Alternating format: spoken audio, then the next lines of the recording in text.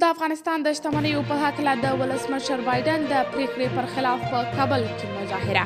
یو شمېر افغانانو د شنبې په ورځ د فبرورۍ پر 12مه په کابل کې مظاهره وکړه او د افغانستان د شتمنیو په هکله یې د امریکا د ولسمشر جو بایدن وروستۍ پریکړه وغندله.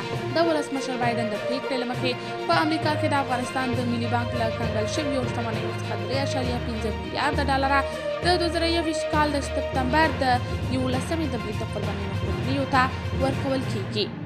مظاهره کوونکي چې د کابل له عیدګاه جومات څخه بهر راغونډ شوي وو د امریکا له متحده ایالاتو څخه یې وغوښتل چې د افغانستان په تیر 20 کلن جنګ کې د لسګونو زرو وژل شویو افغانانو کورنیو ته مالي تاوان ورکړي. د بایدن د اجرایي فرمان له مخې چې د جمعې په ورځ یې لاسلیک کړ د افغانستان د کنګل شویو شتمنیو نور 3.5 میلیارده ډالر له افغانانو سره د بشري مرستو لپاره ځانګړي شوي دي چې د ملګرو ملتونو لخوا به د مرستې د یوه صندوق له لارې دوی ته ورکړل شي. د یادونې وړ ده چې د ولسمشر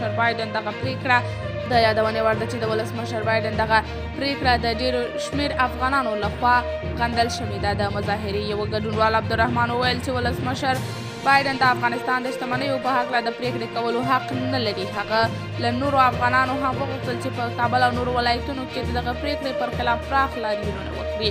په بهرنیو هیوادونو کې د 9 میلیارده ډالرو په ارزښت د افغانستان اثري زیرمې کنګل دي چې له دې جملې 7 میلیارده د امریکا په بانکونو او پاتې 2 میلیارده نور د جرمني، عربي متحده اماراتو او سویس په بانکونو کې دي. قدرمنو لیدونکو، تاسو د دې موضوع په هکله څه نظر لرئ؟ خپل نظریات زموږ سره په کمنټ کې شریک، ویډیو لایک او چینل سبسکرایب کړئ.